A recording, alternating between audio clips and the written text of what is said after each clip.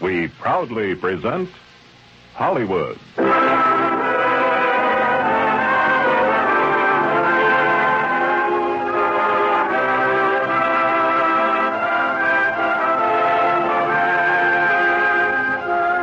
The Radio Theater brings you Margaret O'Brien and Lionel Barrymore in Captain January. Ladies and gentlemen, your producer, Mr. William Keighley.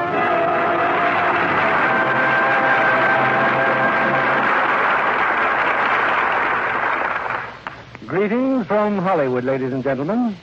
8-year-old Margaret O'Brien. Margaret has hurried home to co-star with one of the screen's most beloved actors, Lionel Barrymore.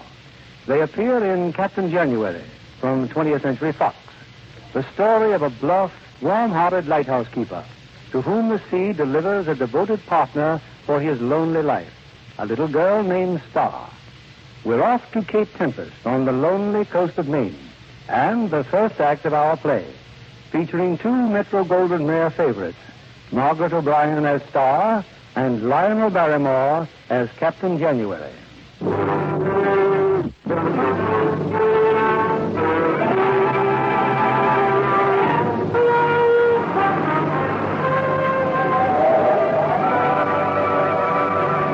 In from the northeast roars a biting winter gale, lashing the rocky coast of Maine, whipping the dull green Atlantic into a white frenzy of foam.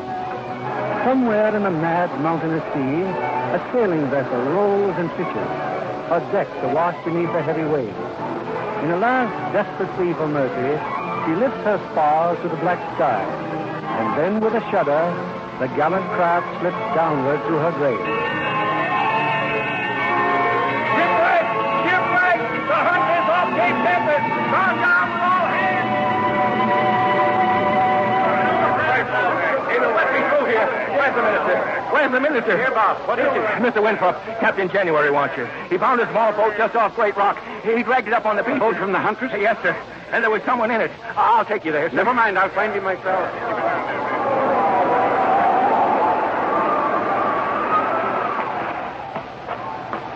Captain January.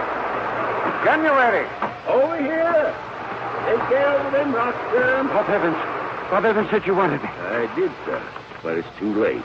He's gone. She? Who? A passenger off the Huntress. Been adrift half a day in an open boat. Come over this way, sir. There she is, Mr. Winthrop. This woman has been dead for hours. Yes. Died saving the little one. Her arms around her, keeping The little one? Look here, sir. Under the tarpaulin. Why, it's a baby. Smiling like a little angel. That's the way she was when I took her from her mother's arms. Captain, we'll have to bring this child up to the village at once. Oh, please, now. If it's all the same to you, I'll just bring her along to my place. Your place? The lighthouse? Oh, why not, sir? I'm cozy up there, and you see... Well, sir, it's like she was delivered into my hands. Like the Lord might have asked me to take care of her for a while. You're a good man, Captain. All right, take her along to the lighthouse. If anyone inquires after her, I'll let you know. Thank you, sir. Up you go, child. Wait. Did you find anything that might give us a clue as to who this child is? No, sir, no. Only this locket. It was held tight in the woman's hand. She'll have to have a name, though, won't she? What kind of a name is there for a baby girl washed up on the beach? With the stars just coming out when the... Hi, that's it. Star. That's your name, child. We're going to call you Star.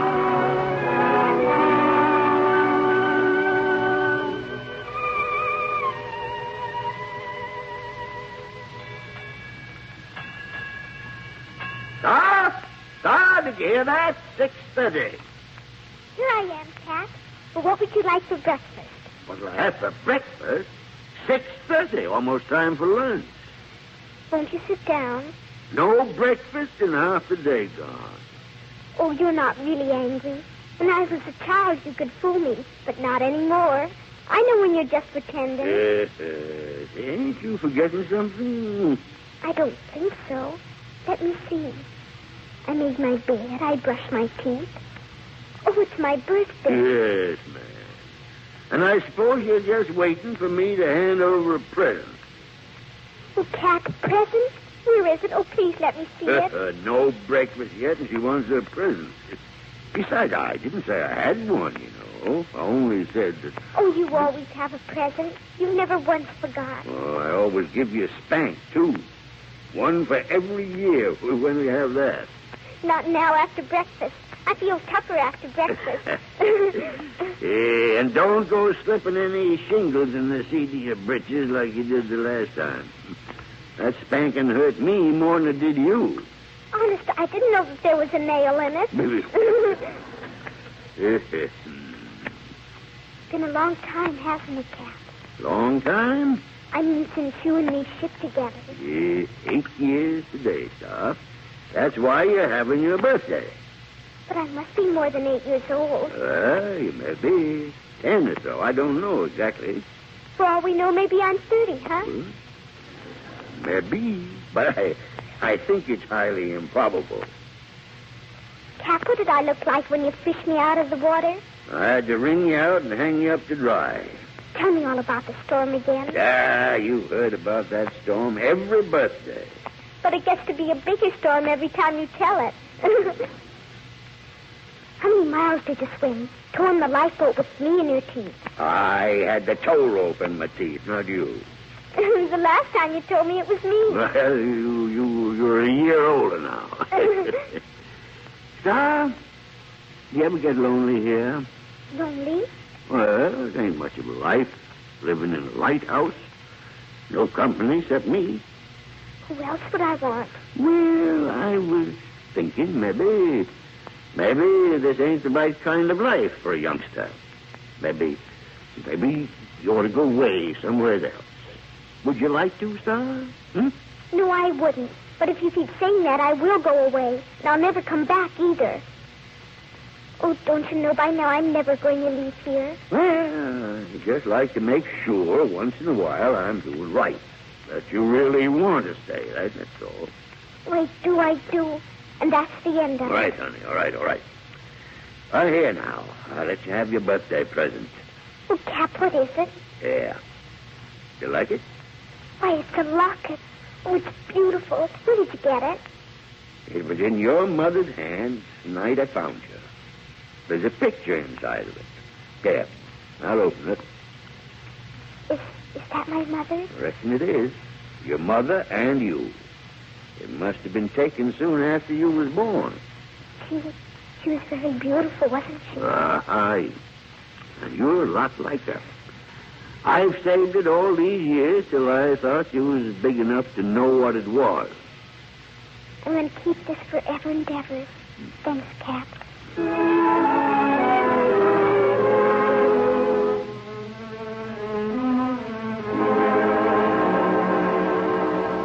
My mother was very beautiful, and Cap says I look a lot like her. That's funny, isn't it, Emma Jean? I mean, me being beautiful. But you never can tell, can you, Emma Jean? I may grow up to be beautiful. After all, I bet you weren't so much to look at when you were my age. But you're beautiful now, Emma Jean, and I love you very much. Well, what do you say? That's better. Stop! You finished that milk in your head? In a minute. Hurry up, Emma Jean. If you hurry, I'll let you go in the village. The village? Yeah, there's a few things we need from the store. Would you like to go? Sure I would. Emma Jean, would you please cooperate a little? I've got to go to the village.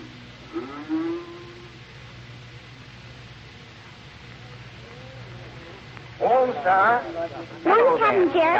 Hello. Captain Nasro. Happy birthday. Thanks. Are you coming over to the lighthouse tonight, Captain Nasro? Well, January ain't invited me yet. Well, I'm inviting you right now. Cap and I are having a surprise party all by ourselves. Well, you better warn him I'm a-coming. At times I get the idea that January ain't exactly partial to me. Oh, don't worry. I'll tell him to behave. Goodbye, Captain Nasro. See you tonight. I'll be there.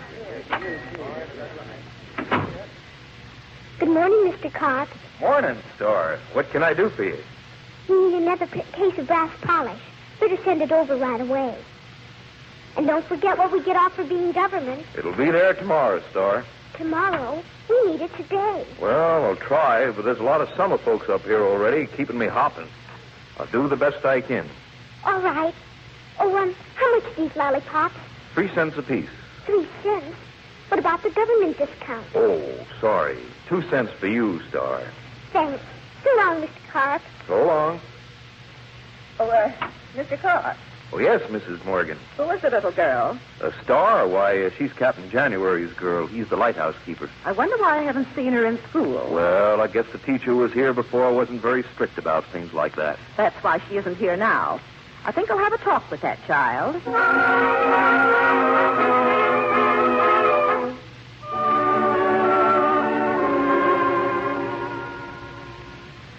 And then she tried to make me go to school, and I said I wouldn't. Well, I was very polite, Cap, honest.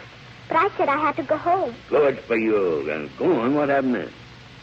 Well, the next thing you know, she had me by the ear, dragging me along the street. Oh, she did, huh? What'd you do? Well, one thing led to another thing, and before you know it, she sat down. On a chair? No, on the street. Well, how'd that happen? I don't know. I can't figure it out. She tripped, huh? Well, what'd she say then? I didn't wait to hear. I just ran. It's a good idea. Well, forget about it. She can't do anything mean to us, can she, Cap? Ah, of course not. Remember, I work for the government. I am the government here.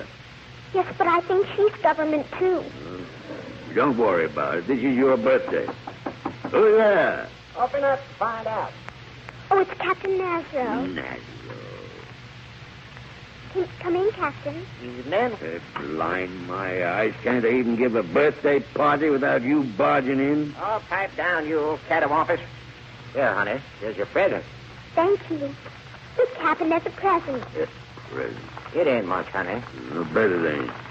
It's a doll. A doll, huh? Well. Well, what of it? Oh, it's beautiful, Captain Nazro. Thank you very much. Cap, aren't you going to invite Captain Nazro to our surprise party? Well, I wasn't counting on it. I sent you here. Sit down, Nazro.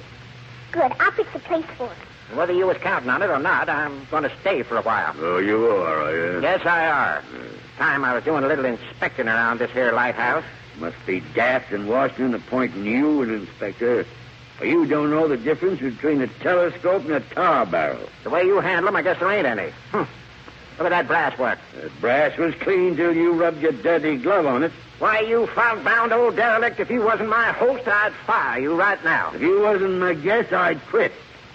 Come and get it, sailors. You know, it's nice to see you two getting on for a change. Yeah.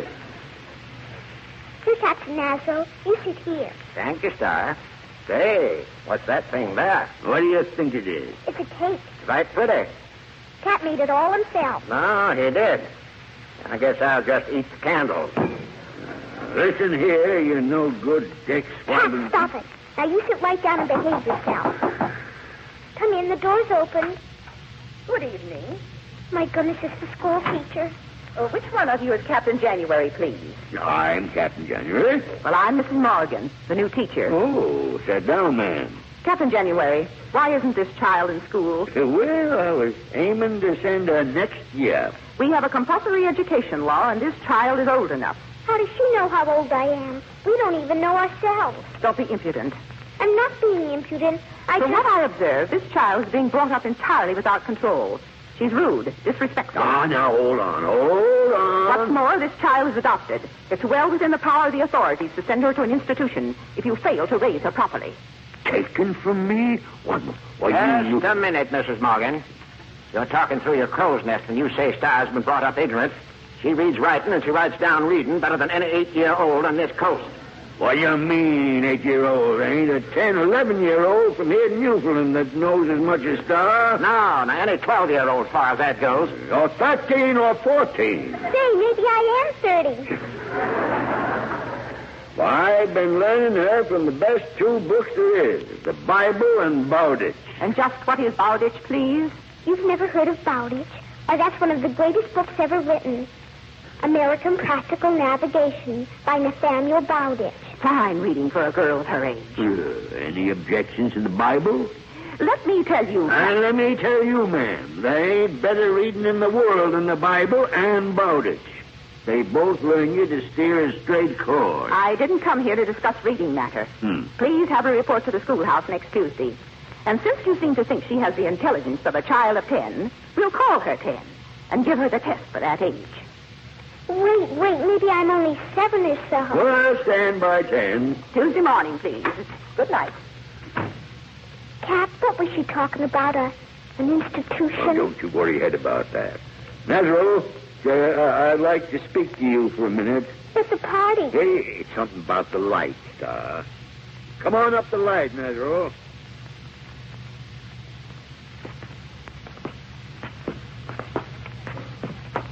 Well, you certainly are a lover, January.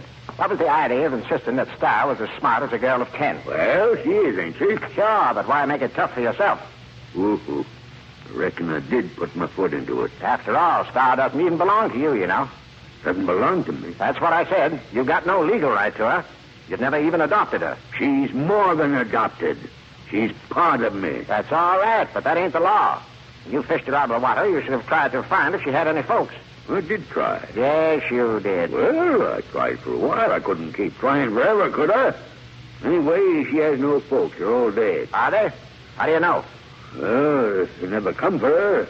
No one's even asked for her. And you're just hoping they never will. What business is that of yours? She's mine. Nobody's ever going to take her from me.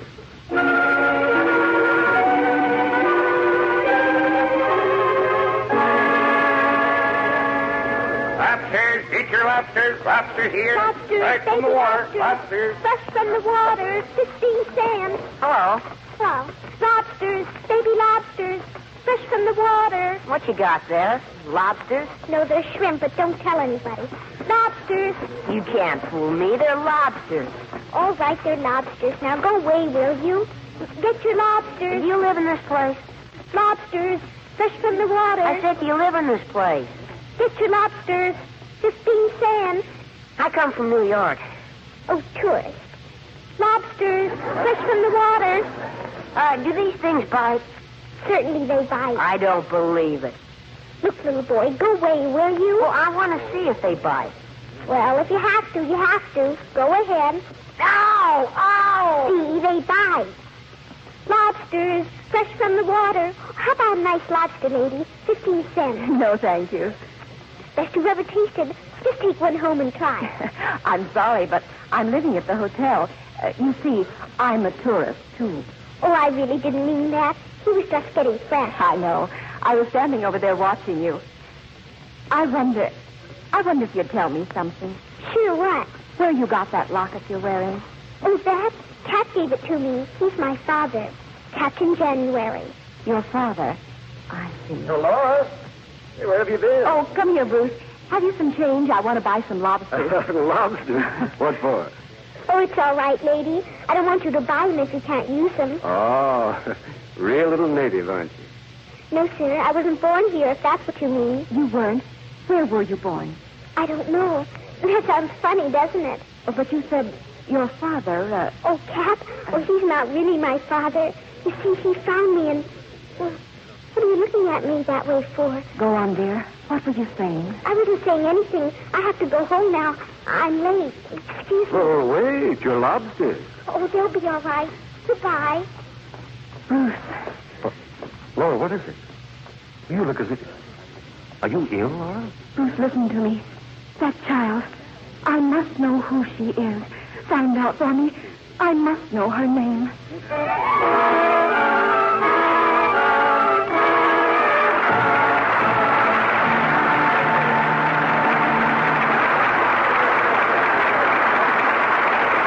Act 2 of Captain January, starring Margaret O'Brien and Lionel Barrymore, will come to you in a moment.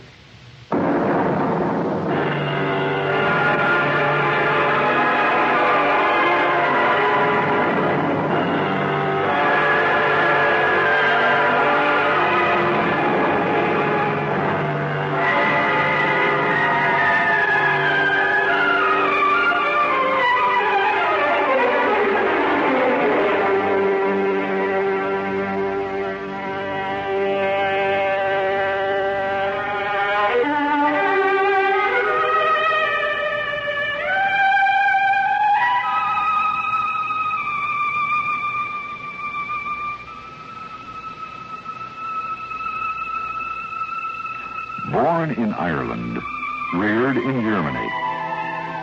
Yet Victor Herbert was easily the crown prince of American operetta. Much of his work, in fact, is set in the Bavaria he had known as a boy.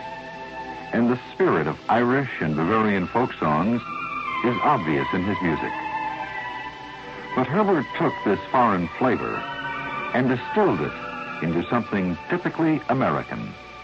The operetta, the musical extravaganza, Naughty Marietta, and the standard Ah, Sweet Mystery of Life. Babes in Toyland, the continual delight to the young of all ages. These and many other musical contributions of The Minstrel for the Million will never die or grow old. And neither will another of Victor Herbert's contributions to the world and the world of music.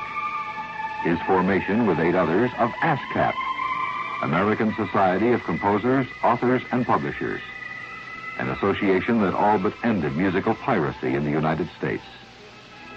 There are thousands of people who owe a debt of gratitude to Victor Herbert for that single act. There are millions who are ever grateful for his music.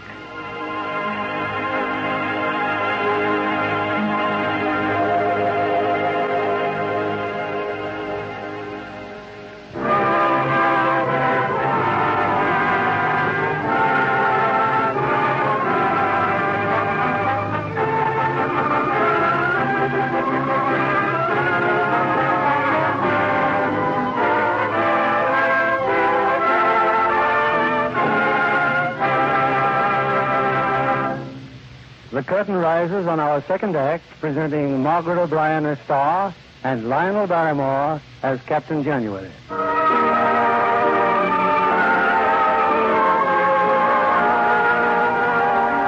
A few days have passed, and Tuesday has rolled around. Fateful Tuesday, when Star is to appear before the school board for her examination. She has told Captain January nothing of her meeting with the lady on the mainland. For the captain's only worry is how to help Star pass. Alone in the lighthouse, he studies a book of grammar. His brow is furrowed with deep lines as he struggles with the conjugation of the verb to be. I was, you were, he was. We were, you were, they was. Were. Ah, that can't be right. Something's all mixed up here. Oh. Why didn't I go to school instead of running off to sea? Morning, Cap. Oh, hello. What you doing? Oh, nothing. I thought you were going to help me with my examination. Well, I am. Let's see. How about starting off with a little grammar? Grammar? Oh, no. They won't ask you anything about grammar. We'll begin with arithmetic. Recite the multiplication by 5 table. Cap, that's kid stuff. Huh? We've got to make it tougher than that. Well, all right. We'll do the 6 table. Go ahead. Oh, but that's for babies, 7 years old. 7 years old and they know the multiplication by 6 table? Sure they do. I never even heard of it till I was 23. All right. Let's get on to geography. Geography, I like that. Oh, you do? Well, here we go now. If you were sailing from Boston Harbor to China, to what point of the compass would you turn your nose on the second day out? Cap, I don't think that's the way they'd ask it. No? Why not? Well, Captain Nazro says Nazro. Always Nazro. Did I hear my name mentioned? Well, what do you want? Nothing with you, you desiccated old crawfish. But I thought I'd come and help Star get ready for the examination. You being so illiterate. Me? Illiterate? Well, I can spell you down, read you down, and figure you down. I can do it with my hands tied behind my back. Oh, no, you couldn't. You'd need your fingers to count on. Oh, is that so? Well, you can't count over 10 without taking your shoes off. Look, gentlemen, this isn't going to help me pass that examination. She's right, but this might help. What is it? Well, you see, Star, I figured it might help things along if we knew the questions they was going to ask. This here is the examination paper. I borrowed it from the schoolroom. Captain Nazro, that's cheating. It is. Of course it is, isn't it, Cap? Well, That's a very delicate point, but we'll talk about that some other time. Let me see that paper, Nedro. Here you are. Now, Star, the first question. If a field is 87 and a half rods long and 43 and a quarter rods wide, what is the length of the diagonal drawn from the northeast corner to the southwest corner? Prove it. Well, what's the answer? What's the answer, Nedro? Well, how much is a rod? How many fathoms? Would it do you any good to know? No. Well, then keep quiet. Prove that heat expands. Wait a minute, what's that? That's the second question. But we didn't get the answer to the first one. Well, we're skipping the first one. Prove that heat expands. Prove that heat expands. What does it mean? That means prove that heat makes things bigger. Well, let's see. Sure it does. Look. It's hot in the summertime, isn't it? Well, the days are longer in the summer than they are in winter. Well, Nedro? Well, that sounds logical to me. Yes, sir. 100%.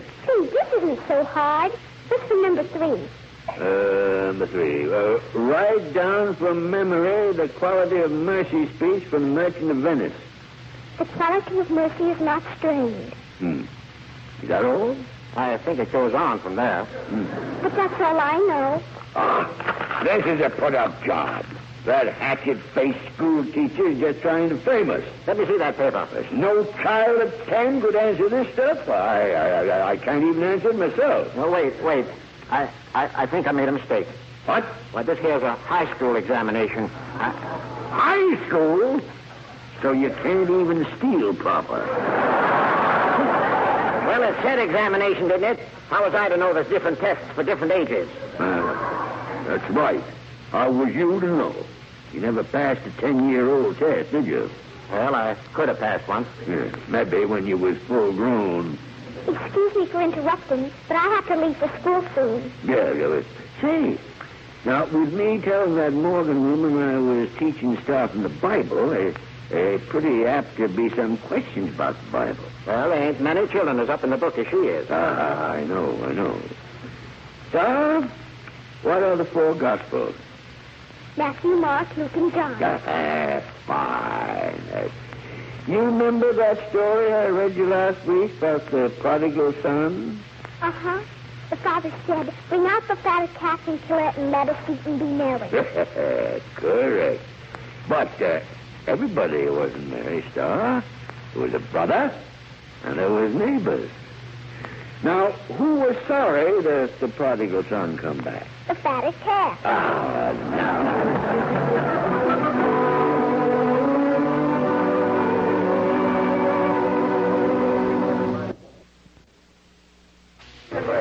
Ladies and gentlemen of the school board, I think you know why we are here today. This child, Star January, is to take the 10-year-old test. Sit over there, please. Thank you. We also have another student here, a little gentleman from New York. Gerald is going to summer school this year. Do I have to sit next to her? Please, dear. Oh. Judge Hargrove. Yes? Judge, I've invited you here for a very special reason. I don't believe this little girl is being brought up properly, but I'll let you determine that for yourself. Begin the examination, Mrs. Morgan. Now, children, on the blackboard is a drawing of 8 fishing schooners. Excuse me, but they aren't schooners, Mrs. Morgan. They're catchers. What's that? You said schooners, but they're really catchers. I don't believe that makes any difference. Oh, but it does. You see, a schooner carries its mizmast, a midship, and a ketch is more like a yawl. You see, That will be enough, please. Yes, ma'am. On the blackboard, we have 8 catches. If 4 could carry a load of 100 tons of fish, and 4 could carry twice as much, how many tons could they all carry half filled? Well, Star? Well, in the first place, I don't think you can get 100 tons of fish on a catch. That's not the question. But the boat would sink. Be quiet. Yes, ma'am. Gerald, do you know the answer? Half-filled boat should carry 600 tons of fish. Not on top of the water. No muttering, please. Say, Thank you, Gerald.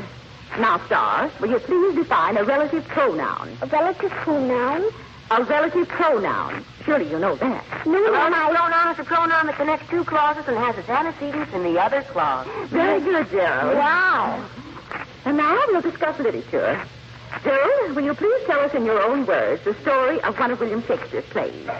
Well, once there was a man named Romeo, and there was a girl, Juliet.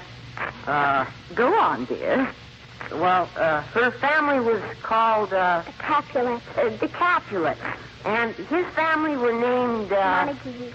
Star, will you please stop annoying Gerald?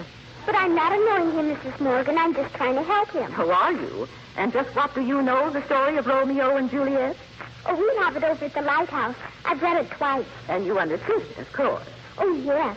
You see, these Montagues and Capulets, they hated each other like poison. Never mind. So Romeo and Juliet, they couldn't meet. So they met in the garden, sat on the fly. I beg your pardon. They couldn't get married on account of old folks weren't on speaking terms. So this Juliet, she takes a drug and knocks herself cold. And stick her in a box and ship her out to a vault. It's as cold as a herring in there, and Romeo thinks she's a goner. Just then a fellow named Paris walks in, and they get into a scrap. Just a moment. What a battle. Romeo stabs Paris. Paris stabs Romeo. Will you please? Romeo says Paris is to fight to the finish. And the next thing you know, Paris is on the ground, stabbed through the kiddos. What was that? And then Romeo. Stop it at once. Miss Hargrove, you see what I mean. Yes, I see. You see the kind of bringing up she's had. What are we going to do with her? Put her in the 8th grade. She's wonderful.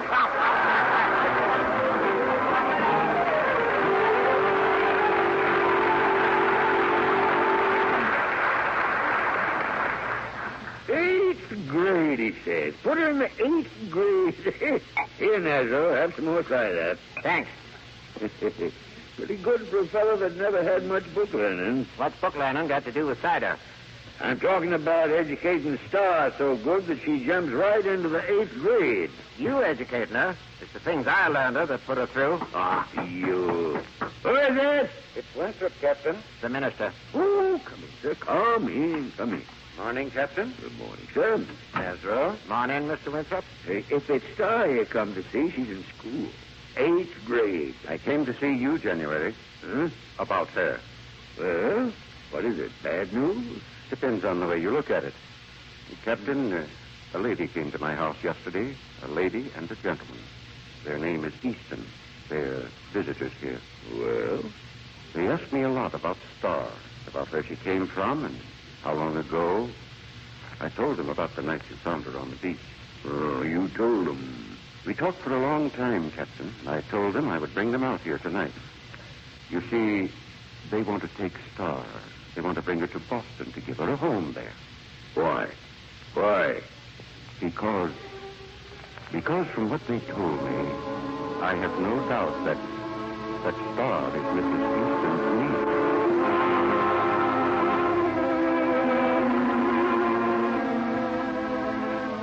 Traveling most of the time, Captain January, and all we heard was that my sister had been lost in the shipwreck. When we came back to America, we tried to learn more about it, but they told us that everyone had been lost. Then we came up here. When I saw the child, I almost knew then she looked so much like my sister. And then the locket. I know she's my niece, Captain January. She's my sister's child. What if she is, Captain? What if she is, I say? What have you done for her? Did you ever take her out of the sea? Did you swear to the Lord that to help save her you'd do as should be done by her? Have you worked and sweated for her and lived in fear that someday she might be taken away from you? Huh? Have you? Captain January. Well, I'm sorry, ma'am. Please believe me. I know what this means to you. And if it weren't for the child's own good, I wouldn't ask you to let me take her. We can give her everything she wants, Captain. A home, schooling, and more important, I think we can make her happy. For the child's own good, huh? Well, there's a thought there, isn't it? There's something to hold on to. You say you can prove that she's your niece? We have the passenger list from the Huntress. The mother and child were both registered. And then there's the locket. There was a picture in it. My sister and her baby, taken when she was a year old. My sister was wearing a white dress, smiling and looking down at the child. Is that picture still there? Yes, it's there. I don't think there's any question that Mrs. Easton is Star's aunt, Captain. No, there's no question. Then you'll let us take her. Lord give us, and the Lord taketh away. Well, I'll ask you to do it easy. It'll be sudden like for the girls, you know, and then she ain't used to being took sudden. My way's being slow. We'll be very careful. Cap, where are you? Oh, Come in, Star, come in. This lady is Mrs. Easton, and this is Mr. Easton. Hello, Star. hello. You remember me, don't you? Yes, I met you on the docks one day. We were going to buy some lobsters. That's right. Well, I guess you want to talk. I better go upstairs. Oh, please don't go. You see, we want to talk to you. Star, do you remember my asking about that locket you were wearing? May I see it now? I haven't got it. Where is it, Star? I haven't got it. I see. Star, you keep that locket in the box over there, don't you? I think you better get it for us, darling. Why does she want it? Why does she look at me that way? Because this lady is your aunt, Star. My aunt? Yeah, your own kin, darling. I haven't any kin, you know that. I haven't anybody but you. Tell her to go away. I don't like anybody looking at me the way she does. I don't belong to her. I belong to you. Easy, darling, now, easy. Help steady now. Star, your aunt wants to take you to live with her. Through the providence of God, she's been led here to you, and she feels it's her duty to claim you in the name of your parents. I won't go with her. I've lived here ever since I can remember. I won't go. Cap, why don't you say something? Don't you hear they're trying to take me away? They've a right to you, child. A right to me? Do you want me to go away? Do you? Are you tired of me?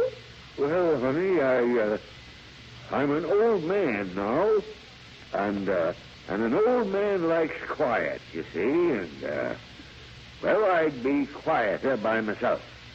So, well, maybe it's all for the best. No, Cap, no. You've never ever said anything like that to me before. All you thought about was me. I told you I'd never go away, and then you'd be happy. And now... Yes. And I tell you that I'm needing rest and quiet as suiting to an old man. I kept you here for 8 whole years. What thanks do I get? Hanging on to me and hanging on to me. If you want me to say it right out, child, I will. I want you to go off with these folks and leave me alone. Well, if that's the way you feel about it... Yes. All right, I'll go. I'll go and never come back. I'll go, do you hear? Never.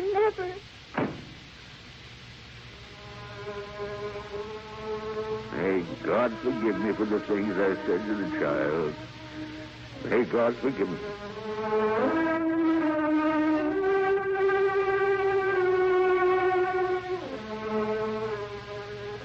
I know he didn't mean it, Lord. He was only making believe. So please let me stay here, Lord. Please let me stay with Cap. They can't take me away if he won't let them. And hiding that locket really wasn't dishonest, was it? And if it was, please forgive me. Because if they have that locket, then they know I belong to them. And I don't. I belong to Cap. I belong here. Oh, please, Lord, please let me stay. Please.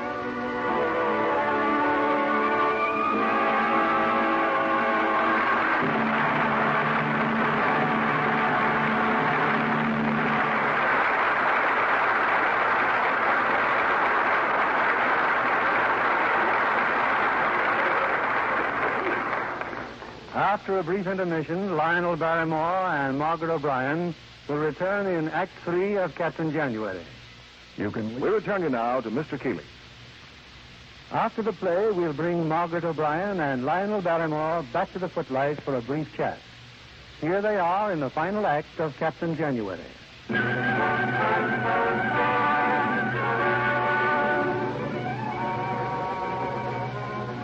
It's dawn of the next day. On the rocky beach near the lighthouse, Captain January stands looking out at the angry sea. All night long, he's walked the path between the rocks and the lighthouse gate. His hair is rumpled by the wind, his eyes bright and feverish. From the road comes Captain Maslow to stand quietly beside him.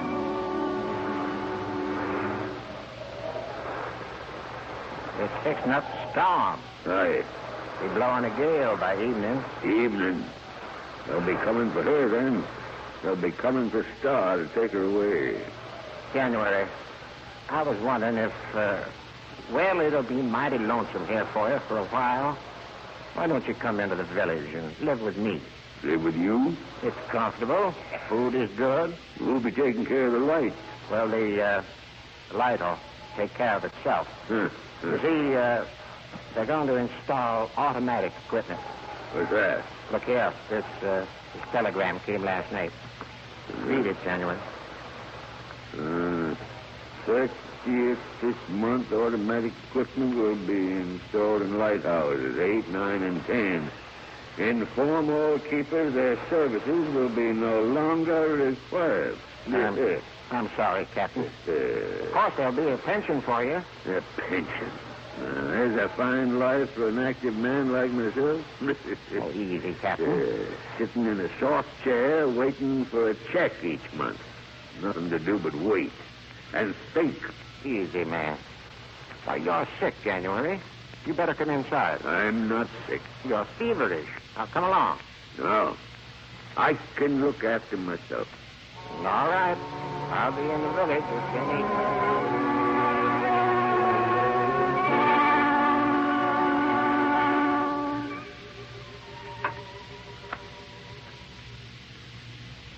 Cap, I've been waiting all day for you to come back. What's the matter? Aren't you going to talk to me? There's nothing left to say. I only want to hear one thing. You weren't telling the truth last night, were you? You don't want me to go away, do you? Please, Cap, tell me. I'm trying to do what's best. I know you didn't mean it. You couldn't. I don't believe you, then any you believe me. So I said I wanted to go. Not a question of wanting. Why isn't it? They can't take me away if I won't go. And the locket thing is the only thing that'll prove anything. And they can't find it. No one will ever find it. There's more than the locket, Star. For you. The way you come here and... Well, I can't explain it to you. I can't think somehow. It's all dark and misty. You mean I gotta go with them? Is that what you mean? Yes, Star. But not because you want me to go. You don't, do you? Want you to go? Well, Star, how can you say that? Oh, Cap. There, now. It's a fine life you'll have, darling. I'll be coming to see you as often as they let me. Oftener, maybe. And they're good people. Cap, what if they hadn't come? We'd go on living just the same, wouldn't we? You wouldn't be talking of a fine life then. We'd live just like we were, wouldn't we? Aye, but they did come. Then why don't we run away? What's that? We were always talking about going someplace else. Why, we could take the sailboat and go down the coast where no one would know us. Oh, Star, don't be saying such things. I can't think, I tell you. I'll put the food in the boat. We could sail for days and days. We could. They'd find us. They'd bring us back. No, they wouldn't. Please, Cap, I'll get the boat ready. We'll be gone before dark. It's the wrong thing, Star. It's wrong. It's wrong. It isn't wrong. And we're going, do you hear? We're going.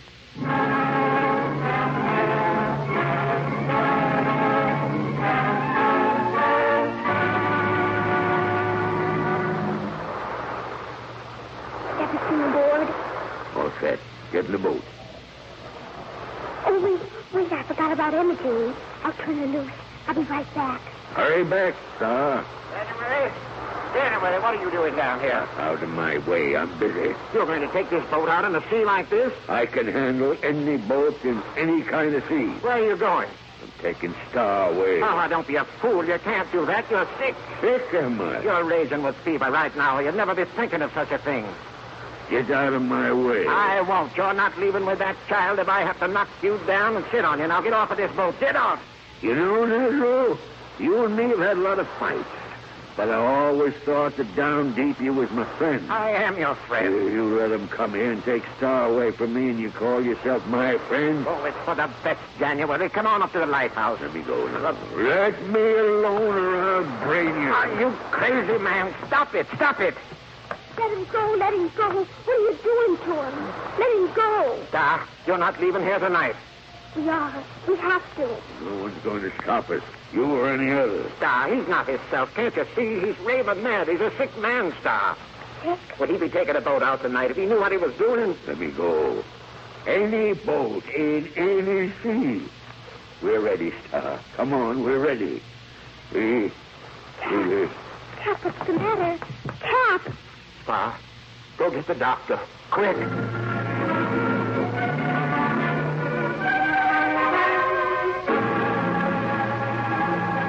Is that all you can tell us, Doctor? That's all, Mrs. Easton. He's a very sick man. What about the little girl? I mean her staying here. We don't want to take her away. It will have bad effects. He's barely conscious now. It might be just as well if she weren't here. I've already told her that she's to go with you. You'll keep us informed, Doctor. Of course. Laura, where is Stubbs? I've allowed her to see him for a moment. He'll be right down.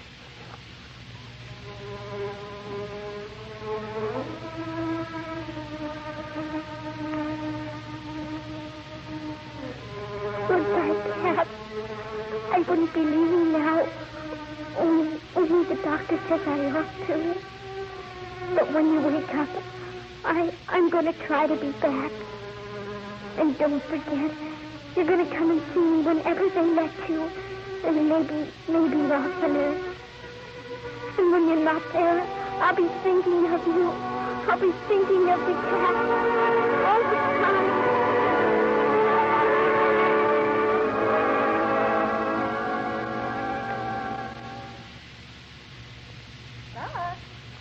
Star, dear. Yes, ma'am. Oh, Star, I've been looking all over for you. Uncle Bruce will be back from New York soon. He'll want to see you. Yes, ma'am. Star, what's the matter? Aren't you happy here, dear? You've been wonderful to me, Aunt Laura. I never had such pretty clothes and things. But that's not enough, is it? Oh, I didn't mean it like that. I've had everything here. You and Uncle Bruce. Why, you've been wonderful. You've even brought the speech house, thinking it may make me feel better. Well, it does, only... Star, dear, you don't have to explain it to me. I know how you feel. Have you heard from Cap lately? Just that he's a lot better. You've been writing to him every day, haven't you? Yes, he answered, too. Only, you know, Cap, he's not so strong on spelling. Mm-hmm. Aunt Laura, now that he's better, do you think we can go and see him sometime? Well, we'll have to wait and see it. Laura? Oh, there's Uncle Bruce. Come on, darling. He has a surprise for you. Hello, Laura. Hello, dear. Well, Star. Hello, Uncle Bruce. Did you bring it, Bruce? I certainly did. Here, Star. Look out the window. Down by the dock. Why, it's a boat. You like it? Oh, it's beautiful. It's almost a yacht, isn't it? Pretty nearly. Come on down. Take a look at it. Did you sail it up from New York, Uncle Bruce? All the way. I started last night. It's awful big, isn't Don't it? argue with me, you rattle brain. I've sailed tops in every sea that was ever charted. Why, it's Cap. Oh, Cap. Star, darling. Oh, Cap, I thought you had forgotten me. Forgotten you? Would I forget the North and the South? Would I now? How did you get here? What you doing? I'm captain of this craft. That's what I'm doing. And I'm the first mate. Captain Nasro. Yes, sir, he's the second mate. First mate. Second. First. Second, I said. Second. Oh, gee, it's wonderful to see you two in such good terms again.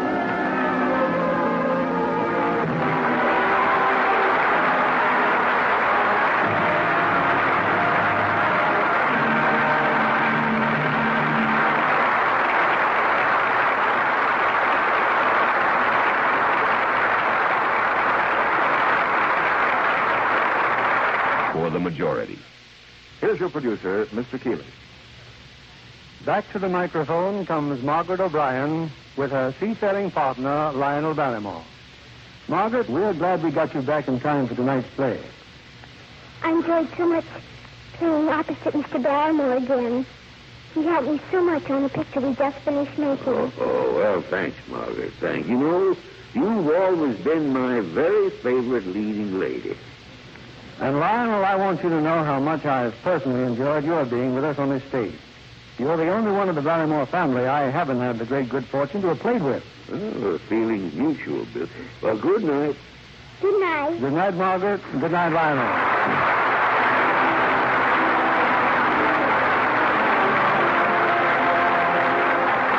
This is William Keeley saying good night to you from Hollywood.